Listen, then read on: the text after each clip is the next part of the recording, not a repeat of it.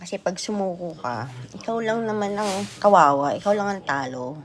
Sino magsasuffer? Di ba yung mga naiwan natin sa buhay, lalo na yung mga anak natin, sila yung kawawa, hindi ikaw. So, para sa akin, ano lang yun, yung escape yun, yung mag-give up ka. It's an easy way out for you.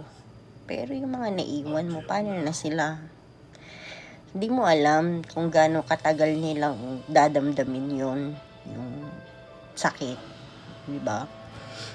So, yun nga, sa mga taong nagsasuffer ng depression, ng anxiety, na feeling alone, kaya natin to, laban lang. Sana kahit konti nabigyan ko kayo ng lakas ng loob, na hindi lang kayo nag-iisa, na andito rin ako, andyan din, may ibang tao din dyan na patuloy na nagsasuffer at patuloy na lumalaban sa buhay.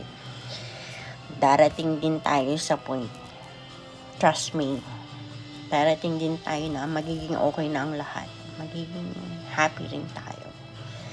So, goodbye, salamat sa panonood, kung may nanood man, sa pakikinig, thank you. Ingat kayo palagi. Bye.